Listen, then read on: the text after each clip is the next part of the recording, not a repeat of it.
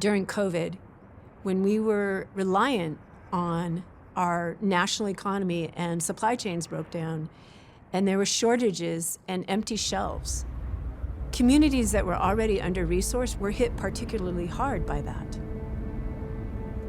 They've recognized that the systems that they interact in their communities have failed them. There has been initiatives to kind of go outside of the box and imagine new possibilities, to uplift interdependence and knowing that these systems, they can't rely on them, so how can they rely on each other in community? How can they create networks to support each other? The point of resilient communities is to build community self-reliance so we are less impacted in neighborhoods when the systems around us change. I understand trust-based philanthropy to be essentially a philosophy that resets the power dynamics of philanthropy in a good way. For organizations to be able to accomplish their goals, the funder has to understand that they need the latitude to do that. So one of the first principles is around operational support, to be able to grant those organizations the funds to freely operate as they need to accomplish whatever deliverables are a part of the agreement between the funder and the nonprofit organization. I think it does take a different work culture to really be successful in this work. A workplace culture that values non-material needs is so important to the work of resilient communities because it is necessary for you to be a whole person in order to do this work. When people ask me, what do you do? What do you do for United Way? It's like trying to explain a rainbow to a blind person. I've only been with United Way for a year, and just to see the path that I'm on, how it's changed my way of thinking and changed my way of how I see the people that I work with. We've all just become family, really, getting to know one another, and I'm there to support them if they need it. And the smiles, the joys, I can't explain that. I can't write that down, but I have memories of all of that, and it's just been a really cool learning experience for me, and I'm grateful for that.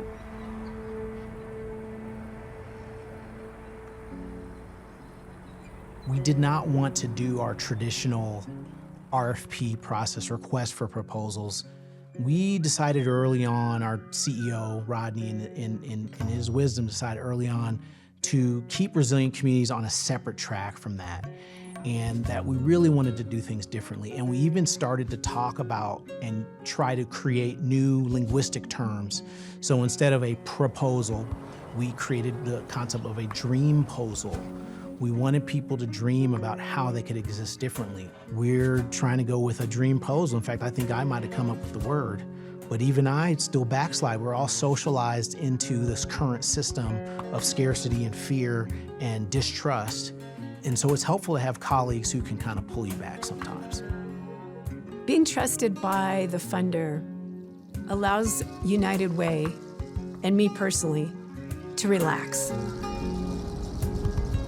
The things that I usually worry about is pleasing the funder, getting the report in on time, documenting how many people were served, what the color of their skin was, and how big their wallets were. None of that exists here. Knowing that we had that 3 years to get the project up and running allowed us to focus on the work and not worry about where the resources were coming from. That is a gift of peace of mind that is uncommon in the kind of work that we do.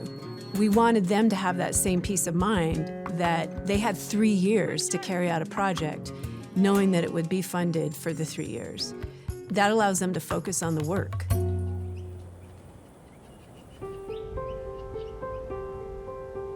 After we were awarded the money, I just kept having this feeling like that is not gonna be the impact that we wanted. And I was able to go to United Way and tell them my feelings, express my feelings, my hesitation on doing one program versus the other. And you felt the trust base there because they pretty much told me, United Way pretty much told me that use the money that's gonna best fit and accomplish your goal at the end. United Way has given us our most substantial grant. We've exponentially added to our budget this year in ways that we haven't in the past, and we've managed in the past. The funding at United Way has primarily, first off, been a huge affirmation in the work that we've been doing. So it's felt really good to feel that. It's like, that extra push to say, keep going, we see you.